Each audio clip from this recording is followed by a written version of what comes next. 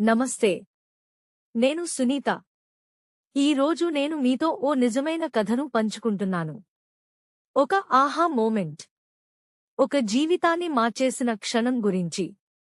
ఒక రాత్రి 11 గంటలకు మెసేజ్ వచ్చింది. ఒక అమ్మాయి. పేరు ప్రియా. పేరు మార్చాం. విడుదల కోసం ఎదురుచూస్తున్న ఆమె. నా స్టేటస్లు చదివేది. కాని ఎప్పుడూ మాట్లాడలేదు. ఆమె మెసేజ్. నా లోపల ఏదో చచ్చిపోతున్నట్టుంది సునీతగారు. నా భర్త నాకు గౌరవం ఇవ్వడు. అత్తమామలు నన్ను నిందిస్తారు. నాకు జీవితం బరువుగా మారిపోయింది.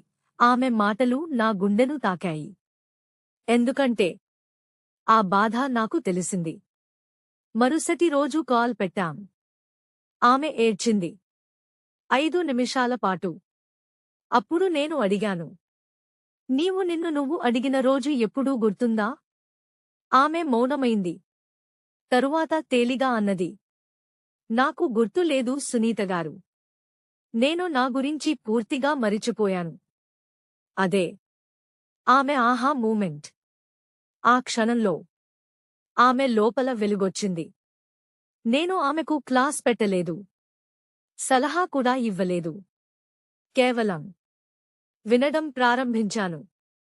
జర్నలింగ్, చిన్న అఫర్మేషన్స్, సెల్ఫ్ లవ్, చిన్న అడుగులు. ఆమె మళ్లీ నవ్వడం మొదలుపెట్టింది.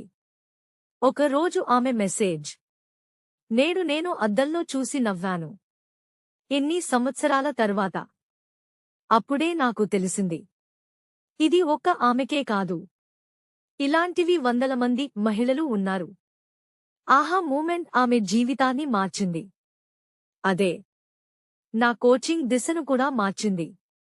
ఆ రాత్రి నేను దేవునితో మాట చెప్పుకున్నాను, నీవు నన్ను బయటపడేలా చేశావు.